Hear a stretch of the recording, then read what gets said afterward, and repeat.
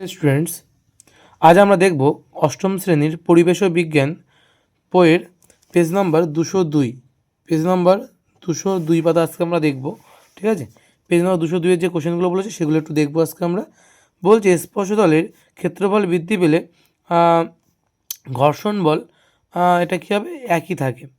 তারপরে বলেছে তরলে ডোবালে কোনো বস্তুর ওপর ঊর্ধ্বমুখী বল ক্রিয়াশীল হয় তাকে আমরা কী বলি, তাকে আমরা প্লবতা বলি।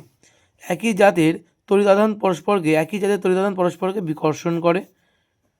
তারপরে কি বলেছে, ঘনত্বের এসআই একক হলো, ঘনত্বের এসআই একক বলেছে কিলোগ্রাম পার ঘন মিটার।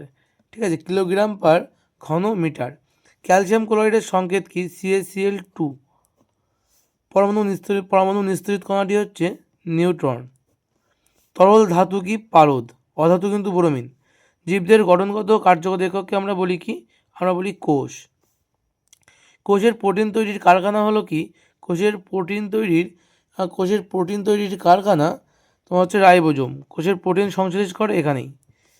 সবচেয়ে দীর্ঘ প্রাণীকোষ কোনটি, সবচেয়ে দীর্ঘ প্রাণীকোষ স্নায়ু কোষ। সবুজ বর্ণের ক্লোরোপ্লাস্টিডকে আমরা কী বলি, সবুজ বর্ণের ক্লোরোফিল আমাদের ক্লোরোপ্লাস্টিড হবে, ক্লোরোপ্লাস্টিড। যে কোষ অঙ্গাণু থেকে গলগি বস্তু সৃষ্টি হয় তাকে আমরা কী বলি, এন্ডোপ্লাজমিক জালিকা।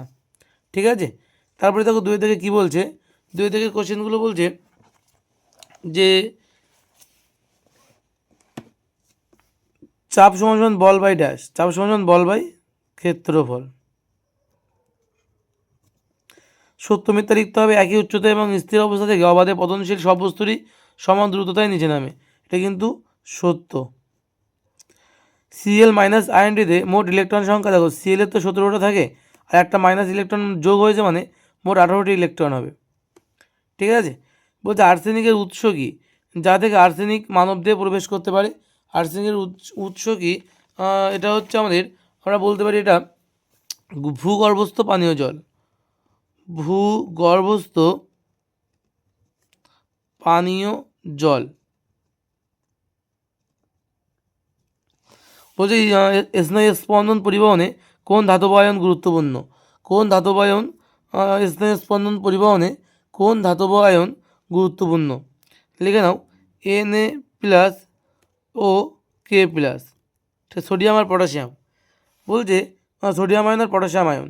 কোন বিজ্ঞানী প্রথম সজীব কোষ পর্যবেক্ষণ করেছিলেন, বিজ্ঞানী লিভেনহুক।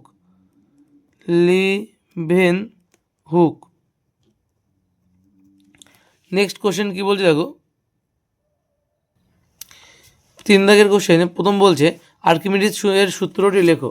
দেখে নাও, এটা তোমাদের টেক্সট বুকেই আছে। আর্কিমিডিসের সূত্র একদম লাস্টে চলে যাও, এখানে লেখা আছে আর্কিমিডিসের সূত্র পুরোটাই, যে একটি বস্তুকে কোনো তরলে ডোবালে ওই বস্তুটি কিছুটা তরলকে তার জায়গা থেকে সরিয়ে দেয় ও নিজে সেই জায়গা দখল করে। বস্তুটিকে জায়গা দিতে গিয়ে যতটা তরল নিজের জায়গা থেকে সরে গেল সেই পরিমাণ তরলের ওজন যত, বস্তুর ওপর তরলের দেওয়া ঊর্ধ্বমুখী বলের প্রবলতা মানও কিন্তু তত হবে। বিজ্ঞানী আর্কিমিডিস এই সূত্রে তার সূত্রে এমন কথাই কিন্তু তারা বলেছেন। এটাই কিন্তু বিজ্ঞানী আর্কিমিডিসের সূত্র। এটা হচ্ছে আমাদের টেক্সট বুকের পেজ 16। বলছে কুলম্বের সূত্রটি লেখো এবং তার গাণিতিক রূপটি দেখাও। দেখে নাও উত্তরটা কী হবে। এই দেওয়া আছে কুলম্বের সূত্র। এখান থেকে লিখবে দুটি বিন্দু আধানের মধ্যে ক্রিয়াশীল তড়িৎ আকর্ষণ বা বিকর্ষণ বলের মান আধান দুটির কেন্দ্র সংযোজক রেখা বরাবর ক্রিয়া করে। এই আকর্ষণ বা বিকর্ষণ বলের মান আধান দুটির গুণফলের সমানুপাতিক এবং তাদের মধ্যবর্তী দূরত্বের বর্গের ব্যস্ত অনুপাতিক। এবং তার ব্যাখ্যা চেয়েছে, তো ব্যাখ্যা নিচে যেটা দেওয়া আছে ব্যাখ্যাটা এটা কিন্তু পুরোটা লিখে দেবে, ছবি আঁকার দরকার নেই, এখান থেকে এটা লিখে দেবে। ঠিক আছে, বা এখান থেকে লেখা শুরু করবে যে এফ প্রপোর্শনাল Q1 Q2 এবং এফ প্রপোর্শনাল 1/r²।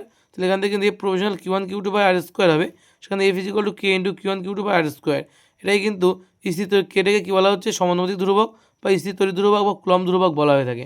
ঠিক আছে, নেক্সট কোশ্চেন কী বলছে, বলছে ক্লোরিনের 35 আর 17 পরমাণুর প্রোটন, ইলেকট্রন এবং নিউট্রন সংখ্যা। মানে প্রোটন সংখ্যা মানে পরমাণু ক্রমাঙ্ক মানে সেটা 17 হবে। ইলেকট্রন সংখ্যা সেটাও কিন্তু প্রোটন সংখ্যার সঙ্গে সমান হয়, 17 হবে। আর নিউট্রন সংখ্যা কত হবে, নিউট্রন সংখ্যা এক্ষেত্রে কিন্তু 35 - 17 উত্তর হবে 18। ঠিক আছে, উত্তর কত হবে, 18 হবে। তারপরে নেক্সট কোশ্চেন কী বলছে, ভৌত ধর্ম বলতে কী বোঝো। এই সংখ্যাটা কিন্তু বইতে খুব সুন্দর দেওয়া আছে, তোমাদের টেক্সট বুকে দেখে নাও।